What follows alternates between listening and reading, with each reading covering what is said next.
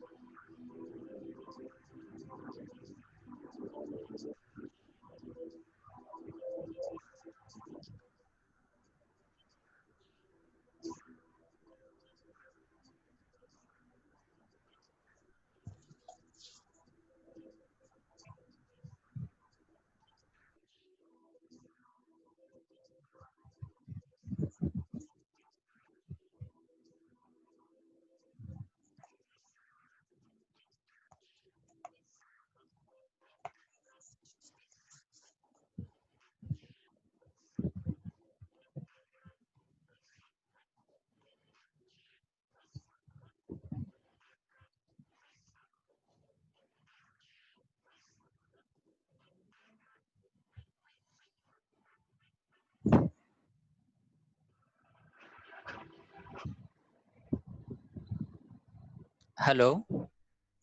Yes sir. मैं doctor हाँ sir Lokesh, बोलिए। हाँ डॉक्टर लोकेश बोरीवाल सर से रिक्वेस्ट करूंगा कि सेशन को विधिवत शुरू करवा दें। Doctor Thank you Lokesh very sir. much. Thank you very much, sir. A very warm good morning to one and all present here. And yes, my very warm good morning to Honorable Chancellor Sir, Co-Chancellor Sir, VC Sir, ED Madam, Dean Sir, Registrar Sir, HI Sir, Special HOD Mechanical Dr. Suman Sharma Ma'am, and all the faculty members, participants, and delegates. It has been really a great pleasure and honor to be here. I, Dr. Lokesh Boriwal, very glad to stand for before you all, and I am very thankful to Satyen sir and HOD ma'am who has privileged me.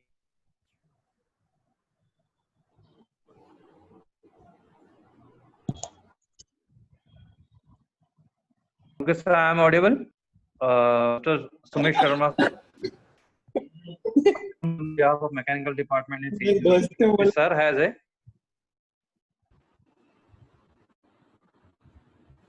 Hello. Yes sir. Yeah, sir.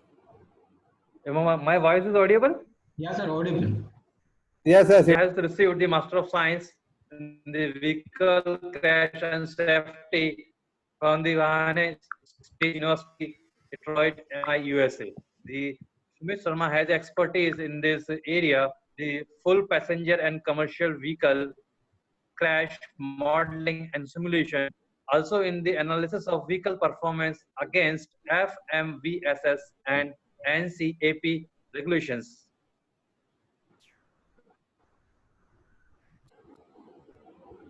Optimization, finite element mapping, both soil and shell, normal model analysis, and dynamic analysis, durability assessment. It is not complete here. Furthermore, the Sumit Sharma has awarded with the outstanding performance of usability, and roll our simulation of passenger bus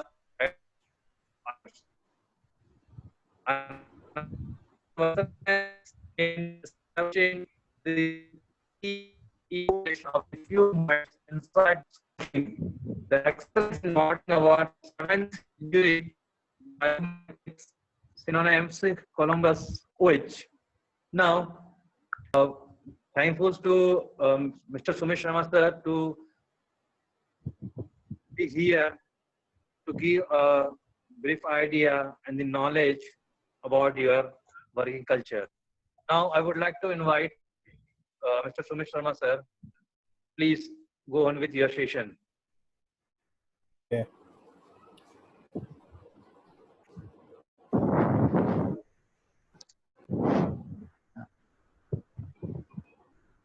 Hello, Sumit sir. Yeah, sir. Yes, sir. Please continue. Just give a minute. Okay, sir. No.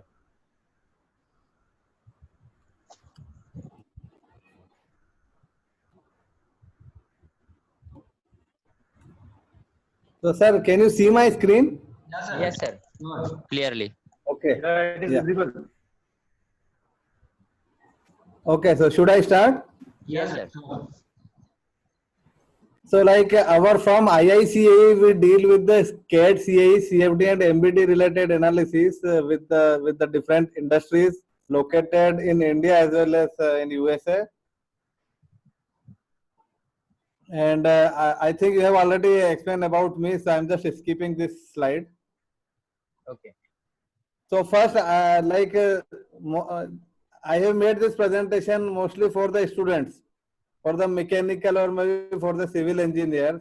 So most of the students who are in third year or final year, or maybe some of them are pass out, they get training of different softwares like AutoCAD, CATIA, or maybe HyperMesh, ANSYS, and they think we are eligible for like to crack any industry. But it is not exactly the way. The knowledge of software is not enough. The student should know the application of the softwares in industries. So what are the uses of these softwares or these skills to design a bus, that we will discuss today. So we are authorized by Altair HyperWorks and LSTC based on USA, and we always use the authorized softwares from Autodesk and from SolidWorks. So this will be the today's topic. It is the passenger bus design, safety as well as the testing. So it's a big challenge for us to design a safety with to design a bus with a proper safety, and we also have to consider the challenges due to this COVID-19. That I will be explaining in my further slides.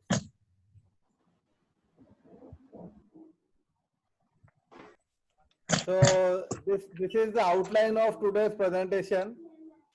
First, we will discuss the role of passenger buses, the importance of these buses for our society, different types of buses, how the safety is important for the buses, the major components are parts of the buses to design it, and like how do we decide the chassis, the design criteria for the bus superstructure. It's the physical as well as virtual testing decided by the government of India. And then we will discuss the challenges due to the COVID-19 crisis. And at the end, we will see like different industries who are involved in the bus design.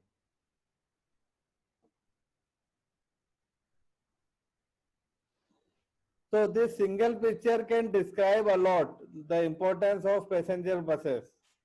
If we consider the 60 passengers, you can understand if you will be using a car, lot of cars will be required, lot of bicycles or bikes will be required. If you use the bikes, but a single bus can carry 60 number of passengers, right? So again, the safety will be more concerned, because if a car will meet an accident, only 4 lives will be in a danger. but if bus will meet an accident, more than 50 or 60 people's life will be in danger. So we have to be very careful while designing a bus. So these are the advantages of buses towards the society. Of course, the first one is the financial. Financially, it will like the passengers can get benefit because of lower fares if you travel by bus. It of course reduces the pollution because as we had already seen, for the 60 passengers you will require a single bus, a single engine, right? It will increase the fuel efficiency per passenger. How? For example, if you will be using a car for 4 passengers and it is giving a mileage of 6 rupees per kilometer, so you can calculate the expenses per passenger. But if you are using a bus and suppose its fuel efficiency is approximately 25 rupees per kilometer, but you are bus. So if you will calculate the cost per passenger per kilometer for the buses, it will be very low. Of course, it will reduce the number of vehicles on the road, so traffic congestion will be reduced. If you will be using the buses, you will have the free time to read books. You can use your cell phones for the internet. You can read the newspaper. Lot of times you will get. And of course, it will encourage the healthier habits because bus cannot reach to your home. You have to walk towards the bus stop, right? So it will. There are a lot of examples which will say it will encourage the healthier habits. Am I audible till now? Hello? Yes, sir, you are audible. Okay. So now we will discuss the different types of passenger buses. So a lot of time we hear sleeper buses or the seater buses, midi buses, school buses, city buses. So government has already decided or defined the categories of different buses. So first category is based on their application. So based on the application, there are 4 types of buses: type 1, type 2, type 3 and type 4. Based on comfort, again they have defined 4 types of buses. NDX means non-deluxe buses. So the example of non-deluxe buses are the buses which run from Indore to Pithampur or Mahu. There is no comfort at all, and the seats, the spacing between seat is also very low. The second one is semi-deluxe, where you will get some little comfort with the seats. So the spacing between the seats will be little bit good as compared to NDX. While in the deluxe buses, you will have air suspensions in the buses, uh, high spacing between the seats and very comfortable seats. The last one is the ACX or AC fitted buses. So you will have all the comfortable seats, the seat spacing as well as the AC in the buses. The third category is based on the capacity. So mini, midi and the standard bus. Mini bus means the passenger range between the 13 to 22. The midi bus can carry the passengers from 22 to 34, while any standard bus can carry the passengers up to 70. The minimum range will be 35. So what are type 1, type 2, type 3 and type 4 buses? So these are based on the traveled by the bus, covered by the bus. If it is within the city, if the bus will travel very small distances, then it is the type 1 bus. So all the city buses comes under type 1 buses. Type 2 buses for the little bit higher distances as compared to the city. So limited number of standees are allowed in the type 2 buses, while type 3 are the long distance buses where you will travel from one state to another state. So it will require lot of comfort and there is no standees allowed in the type 3 buses. So buses we basically see like they run from Indore to Pune or Indore to Mumbai. They are the type 3 buses for the seating purpose. The last category is type 4 for the special purpose. So all the school buses comes under type 4. All the sleeper buses, the open roof, double decker buses, they are basically categorized as type 4 buses. Another category we can say is the based on fuel type nowadays. So diesel is the conventional buses, diesel buses. It is very common for all. They use the diesel tank to contain the diesel. The another is the CNG tank buses. So as the CNG is very critical, the mass is very high as compared to the fuel tank. So their mounting is very critical, and we have to find the space for them. So most of the buses you can see they mount on the floor as well as on the roof. So while designing the buses, the mounting brackets for the CNG will be very critical. You can see the chassis for the CNG bus lower, and this is the real project we had done for the Ashok Leyland bus. So it is the CAE 3D model for the chassis of the CNG bus. It is the most favorable buses for the government nowadays, the electric buses. And we are dealing with the IICAE. As IICAE, we are dealing with the electric buses for VECV, Eicher, Olectra. It is one of the biggest electric bus manufacturer in India. So the main challenge for the electric bus is the battery. You know, for the 12-ton bus, the battery will have 40% of the bus's mass. So if you have a weight of a single bus, say 12 ton, your battery will have more than 3 tons. So again, their mounting will be very critical. Their mounting brackets and their position. So while designing the buses, I will show you the bus superstructure, how we can take care of these mountings and we can ensure the safety. I have mentioned the sleeper buses also, right? So this is the example of sleeper bus, Ashok Leyland bus, and it is the superstructure. The structure of the bus body is called superstructure. So you can see berth, upper berth and lower berth, and these are basically divided by the partitions.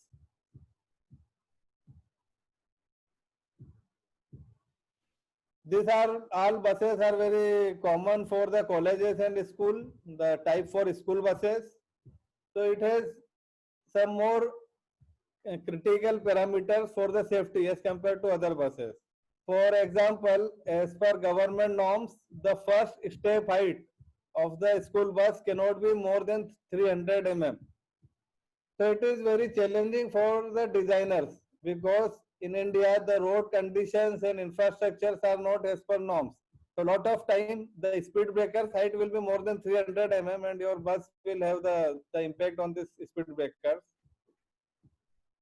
So most of the time the manufacturer they develop the foldable steps so that at the time of use they can unfold it, and when the bus will run they will fold it to avoid the impact.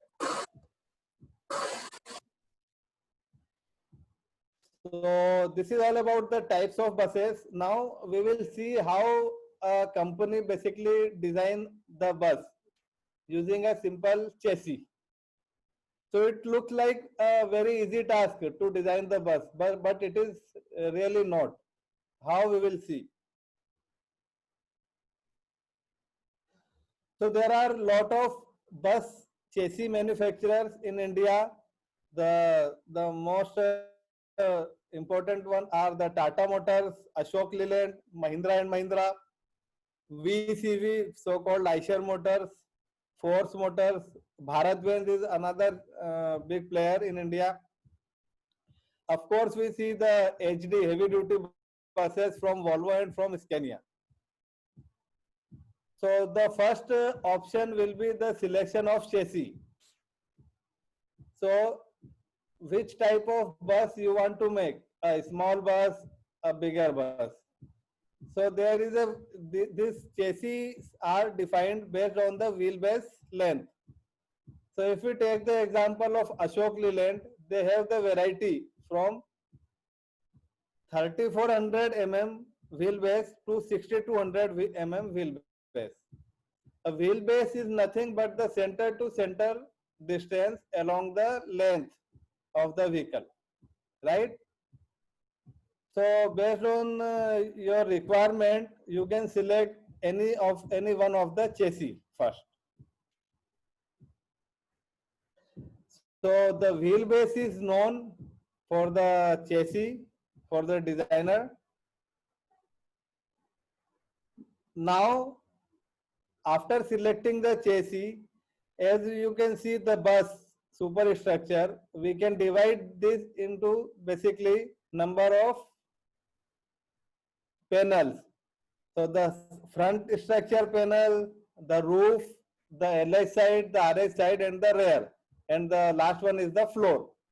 So we have to design each one separately, and at the end we have to assemble them. So this is an example for the AutoCAD drawing of the bus, double-decker bus. So I will show you a small video which will show you, like, only knowing the AutoCAD tool is not sufficient. You need to understand the regulation behind the bus or vehicle design, and based on that regulation, you can use AutoCAD to design the bus.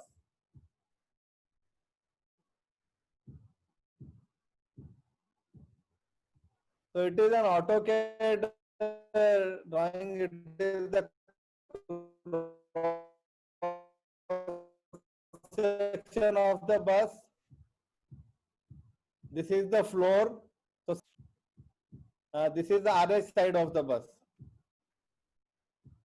This is the roof. This is the front structure. And this is the driver partition basically.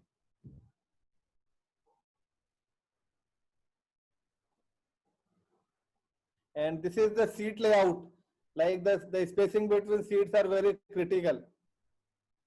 And in the figure, you can see there is no seat at the emergency location. So I will explain you the regulation related to emergency exit. So the bus superstructure looks like very simple, but it is very critical in terms of designing the doors, designing emergency exits, steps, gangway, and there are some physical tests like noise test, the rollover test, and the stability test. So you can have the doors at the front of the bus, like on the front overhang or between the axles. So the bus dimensions are defined as per government norms as 650 by 1650 as like width and the height. So you have to manage the door size while designing the LI side of the bus by maintaining the windows and everything. Emergency exit is very important when your bus will meet an accident and you are trying to escape from the bus. So just imagine if all the doors will be locked. So in that case, you can only use emergency door. So as per government norm, your emergency door should have the dimensions 550 mm by 1250 mm. And there should not be any seat mounted at the front of emergency door as per government norm. Hello. So we can design the emergency door for the seater buses, but for the sleeper buses, it is very difficult to make the emergency door at the LH or RH side. So government has allowed rear side, as you can see in the red bus.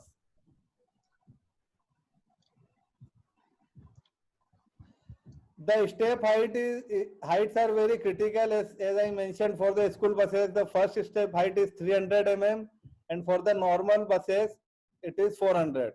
So it is not only about the first step height, but the second and third step heights, their width and their depth is also very critical, and we have to maintain as per government norm. So only AutoCAD or 2D software will not help you in this regard. You have to always use 3D softwares to make this type of structure. Hello, sir. Sumit, sir. Hello. Yes, sir. Yes, sir. Actually, our session will be end after 2 minutes. So, for a continuation this session, we will join with the same link after 2 to 3. Okay, sir. Okay.